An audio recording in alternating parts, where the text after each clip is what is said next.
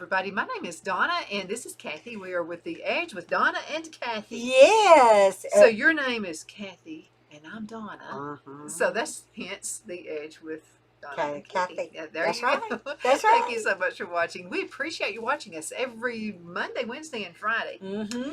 And there'll be more shows on the way. So this is our second show, actually. Mm-hmm. And I'm really excited about this because it's fun. It's like old times again, Cathy. Yes, it is. This time it's just a little different because we're in your studio, which is really nice. Well, I love thank it. you. Yeah, I like it. And then we're going to go out on the road. And so you'll see a lot of our shows. You will get to see all of us. In the studio, you're just seeing basically from the waist up, I guess, because that's probably just enough. the way television As far is as I'm doing concerned, now. that's Yeah. enough. But with her, it's a different when you story. see us together and someone else is shooting us, then you'll understand why. Because that's kind of complicated. I'm 5'10", and Donna, how tall are you? 5'4". Yeah. It's a little more complicated, Yeah. especially since I wear heels. So usually I'm and I wear close heels to 6 too foot. when I'm not in my studio. Mm-hmm. Yeah. Yeah. So we're actually live to you right now in We're- Geraldine, Alabama. Had you ever heard of Geraldine, Alabama until you knew me? No, I don't think I had, Donna. Not That's many like, people have. well, I had not heard of Henniger. You ever heard of Henniger? Oh, yeah. You know where Henniger I is? grew up and knowing where Henniger is. Yeah. Oh, they're in the north. Yeah, that's Henniger, Alabama.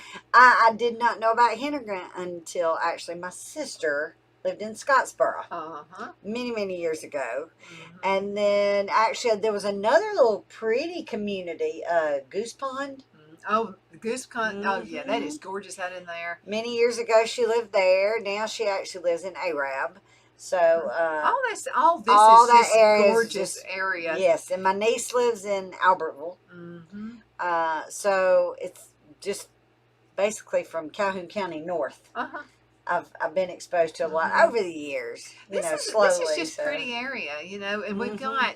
And if you're a business and you're thinking about starting a business in Alabama, we highly encourage you to do that because we're really close. If you want some of the big city, like every once in a blue moon, I want to go to the big city. Right. And we go to Birmingham. Well, you have your choice. You can go to a big city, which is bigger city, if you want to say, which would be Huntsville or Birmingham, or Chattanooga.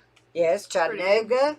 But if you want a really big, large city, now you're going from big to large, I guess is how you could say that. Then you could go to Atlanta. It's not very far away. That'll make you feel like New York. We call it Hotlanta around here. Yeah, that'll make you feel like New York. Yeah, because it's large. It is huge, yes, isn't it? Yeah. Yes. So we're right in the center of all these really big towns. However, if you want to start a business, this is the best place to find employees. Oh yes. Good. I want to do a shout out to one of the sponsors, and that's the Cattle Stampede Steakhouse. Because after the last show, you and I had you were just like foaming at the mouth. Oh yes. Oh, it was so good. Oh, the food was delicious. And they pile the food on your plate. Yeah. And the ladies were so nice. The waitresses, they were so nice. They always remember what you want. They usually ask me what kind of chicken I want this time. Well, my vegetables were delicious. Oh yeah, but the yeast rolls. They're to die for. Oh yes. Oh my gosh. And that butter. It was that butter, cinnamon, honey. I don't know. It was some kind of really good concoction. But I ate 2 of them. It was super. It was so good. Yeah. And 2 rolls. And then they remembered what Phil always wants. So good. Because I said, well, I want a to-go plate to take to Phil. And of course they remember what he always wants. And he always gets the same thing. But one time I did trick him. Because I came in and she said, what kind of chicken you want this time, Donna? Like that. And I said, I don't want chicken this time, I want barbecue. And she goes, end of the world. Barbecue. Do they have good barbecue too? Oh, it's awesome barbecue. Is it inside chop or outside? I don't even know. You know, outside's where it's kind of hard. No, it's inside. Inside's the really soft, good. And that's the way now you can ask for outside and they'll give it to you. Because some people prefer that. But I'm going to tell you what, they make some good steaks over there. And my husband loves the outside chop. Or it's called outside meat. I don't know. They just, there's another term. They know what you're talking about. Excuse me. They just know it's the crispy stuff. The hard stuff. Now, what did you think about their fries? Oh, those were good. Those are big steak fries. I hadn't seen those in a while. I always dip mine in ranch dressing. They looked really good. You ate those. But I got chicken mashed fingers, potatoes. and they were huge. Mm-hmm. I mean, some places you go to, they'll say, "Well, you get 6 chicken fingers." They expect small ones. Not here. I actually took some of it home to make a salad out of it. Mm-hmm. That's And it what was good. it. Yeah. Salads are really good. Let it get cold though. I want mine to be cold from the Mm-hmm. refrigerator, and it chops up a whole lot better. So That's I think they know what I'm That's what doing. my husband likes too. Yeah.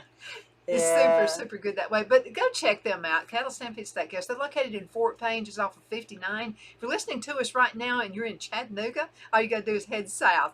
And you'll get off at the second Fort Payne exit. There's 3 Fort Payne exits. No, I did not realize there's that. 3 of us. And so you get off There's 3 of us. There's 3 of us. And so you get off that exit and you'll see it right from the interstate. It's real easy to get to. But go check them out. And these folks are really they do things for the community. Mm-hmm. Super, super. Yeah, and now's a good time to for these everybody starting back to school, getting in the groove of things. Mm-hmm. Now's a good time for the high school students. If you're not in the band or playing football or whatever, it'd be a great little after-school job. But you know something? Because they were hiring at the Stampede But today. now they'll work around your schedule. There was a day you went and got a job. You did their schedule. Yeah. But nowadays they'll work around your schedule. Yeah. A lot of stores are doing that. Mm-hmm. Especially like Walmart, Target, probably a lot of those stores where they're working them in like 3 or 4 hour shifts. So they're not there that long, so they still get their schoolwork. I must have been over ambitious. I must have been, when I was a kid, I must have been over, because I would have said, "No, how many hours will you give me? Can I have more hours?" When I started working, I was 15 and my dad had to sign for me. Mm-hmm. And I remember actually being upset because they wanted to work you all the time. There was no working around the student like there is now. Mm-mm. Oh no, they didn't do that. And if you would say, I can't work those hours, I'd go, "Next." Yeah. Sorry, out of here. So it's not that way anymore. No. I wanted to mention this. No. And this is kids are looking for jobs now, because jobs are different now than they used to be. And when you go on a job interview, see, we didn't have cell phones and stuff like that back in the olden days. And that would kind of confuse the issue when you're retired, when you're actually going on an interview with somebody. But there are key things you need to know now when you go on a job interview. Right. One of those is don't bring a cell phone in. Just leave it in the car. Or put it down in the bottom of your purse and put it on silent. Mm-hmm. Mm-hmm. Well, I mean, what's going to happen? Are you going to a job interview with me? I'm from the old school, because you go on a job interview with me and you're looking at your phone every 2 or 3 seconds. I'm going to think, they're going to do that on the job. On the job, yes. Mm-hmm. Mm-hmm. And so just be really careful about that. Well, and most hospitals and nursing educators, teachers, no matter what profession you're in, unless you're actually, that's part of your job, they don't like you to have those cell phones out at all. Now my husband's job, being a Alpha insurance agent, by the way, I think I mentioned that before. Yeah, he's in Center, Alabama. He's been there a long time. But everything, his life revolves around his phone because everybody calls it constantly. Mine too. And he's constantly giving quotes and calling them back on the phone. And so, he has to have his phone at work. But, like teachers and, when you're a student in college or a student in high school, really you don't need that phone because it's a distraction.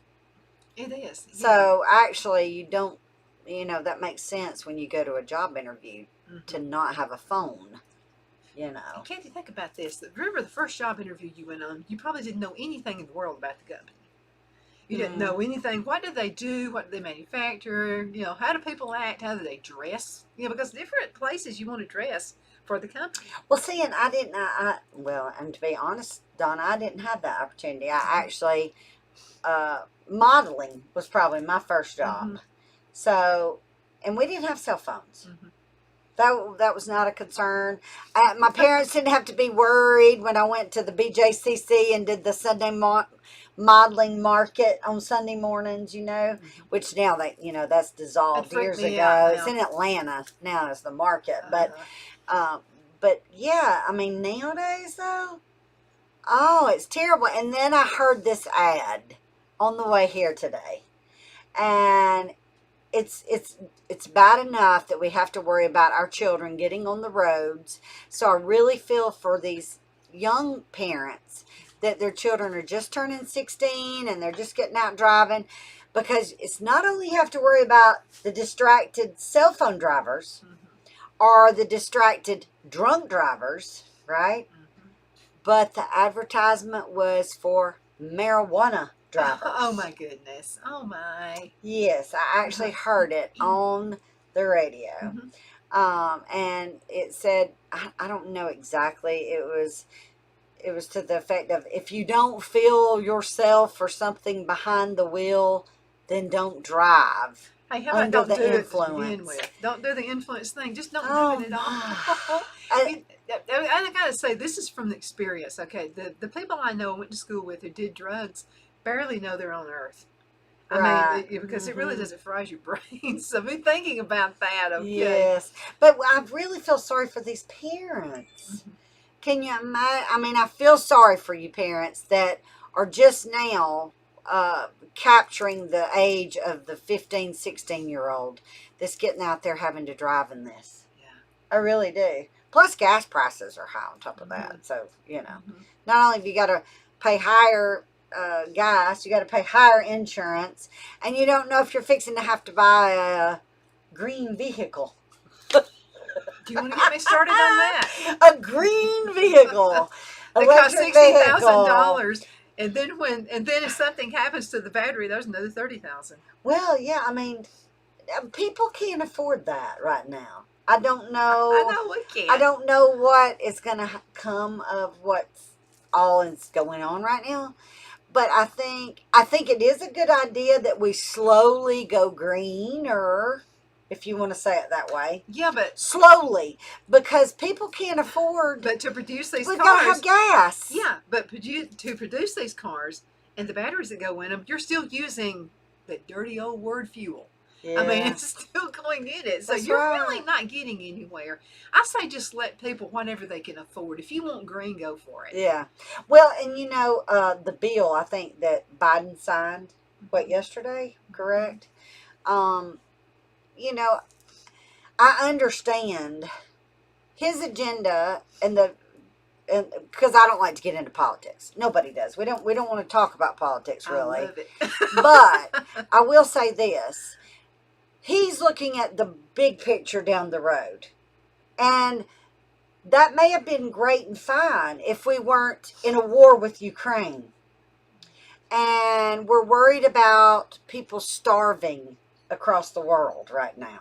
Okay, if you're starving right now and you're in the United States, you're starving, you can't afford a $60,000 car. No, that's what I'm saying. I mean, the war has brought on extra problems. COVID has brought on problems. So, I think probably the people that maybe planned his agenda for the 4 years, they didn't know about COVID still being here.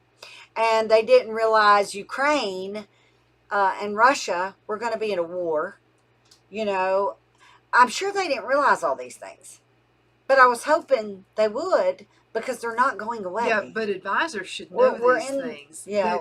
Because, okay, I'm an armchair advisor. I'm an armchair quarterback. But I do have enough common sense to know that, because I was living in the real world when COVID hit. And I saw how it affected small business owners. It devastated them. The ones that did stay in business are still struggling. Right. And they're not struggling because they don't have business. They're struggling because they don't have enough employees. Right. You got to have enough employees. Well, guess what? If you don't have enough employees and you're having to overspend, remember they had to buy these shields to go on the cash registers. They had a lot of expense they had to endure. So when they had to do that, a lot of they masks. got to go up on the price of everything. You have to in order to stay in business. So you can either close her down and not do all that, or you got to go up in the prices. Yeah, I just don't know. I guess the best thing we can say about that, and we'll just close that off, is that it's got to be terribly hard for the working mom and dad right now. Much less to have to worry about how are they going to get their 16-year-old a car, like we were just saying, all the safety things they have to think about now when they're driving the car, much less how are they going to pay for the car because they're worried about their son John Doe going out to get a job because maybe he's got an immunocompromised disease or an immunocompromised system, and he has to have masks and all that. So there's so many added expenses right now. I wish we could just sit back and say, look, just open the oil lines up. I wish that could happen. The pipeline needs to be open. If they opened it up, yes, it's not good long term, but it would get us through our hardships maybe. And then later they can evolve into the green. Okay, let me explain to you about businesses. And apparently there's people who are in the politics who don't know about running a small business or any kind of business whatsoever. Right. You have to grow in phases. We called it stair step. Well, you've been in small business a long time, Donna. The only way you can stay in business for a long time, as many years as we've been in business, is by growing in little steps. You don't just like, oh, I've decided I'm going to change over a whole new computer system, and I'm going to spend $200,000 to do that. No, you've got to grow into that. Right. Yeah. Now you got to keep up with the times. You got to do that. But why invent problems in order to have an agenda? Right. Okay, because you got to think about your employees. You can't hurt them. When you own a small business, you're responsible for not only your livelihood, but your employees' livelihood too. So the biggest thing you can take from all that, support your small businesses. Isn't that right? Support your small businesses. Support your kids that are going back to school with all these fundraisers. Even though it might be a little bit expensive right now for everybody because of inflation, if you have an extra few dollars and they come knocking on your door to buy Krispy Kreme donuts or whatever it is they sell, candles, buy one if you can, because it helps those kids, And people in this area do that. I wanted to talk to you just for a few minutes about volunteering. And volunteering is an awesome thing to do. I volunteer for Shepherd's Cove. Yeah. And so what I do, I'm involved in the craft class. They call it Cove Crafters. And so what we do is pretty cool. Yeah, you need to come with me sometime. Yeah. It's the second Thursday of every month. It begins at 5:30. The Santa Fe Cattle Company actually provides food for us. You get a free meal there to go with it as well. But we make some kind of craft, and those are given to the patients. And so the last one, what we did last week was really awesome. Is this little book. And it was a neat thing because the patients can write down their last wishes. They can write down little notes like, how did they feel that day? What do they hope happens to their family if they pass? There are all kinds of things. Okay, now tell people what Shepherd's Cove is so they understand. It's a hospice. Right. And I'll tell you, it's best around. They've been around for a very, very long time. And now when I'm out and about and I'm talking to potential sponsors, and I'm going to be knocking on your door. Okay, so when I'm talking to them, they will say, well, who sponsors with you? And I'll mention, the Cattle Stampede Steakhouse. I'll mention Bobby Ledbetter Twin City Used Cars. I'll mention the Shepherd's Cove. And then they start smelling when they say Shepherd's Cove. Not that they don't like the others. It's just that everyone seems to have experienced a family member who went to Shepherd's Cove Hospice. And so it's just that's what we like. We like sponsors that are well thought of in the community. And that's just one of them. But what they do is we make these projects, and those are given to the patients. And it's a little keepsake that the family can take on with them as well. Oh, that's nice. I did hospice for about 1.5 years, I guess. I really enjoyed it. It's because I've done a lot of different areas of nursing. Med-surg, ICU, ER, taught clinicals. I didn't finish my master's, so I don't teach in the classroom. But I haven't taught clinicals now in a while. It's been a couple of years. Which was the most interesting part of nursing that what was different is hospice was a different entity of nursing.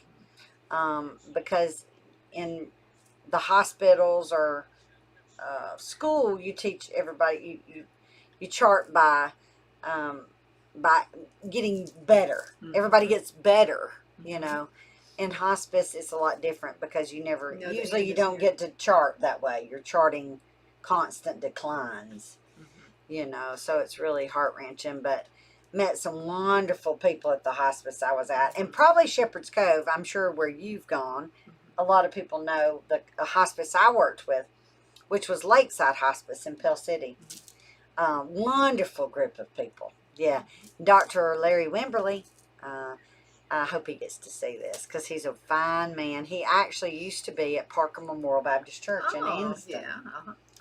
And he's the main chaplain or pastor at Lakeside Hospice still. I think he's still there.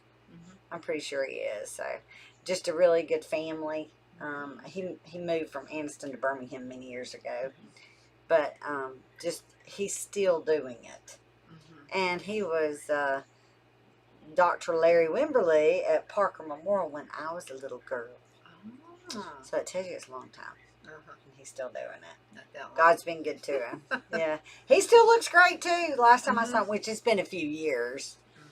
But him and his wife, and he's got a fine family too. Good people. Hospice people are good people though. They are. And if you're new it's in an a special area, field. I said I wanted to do it again one day, but when I got a lot older. Because I still want to, my problem was I wanted to get them well.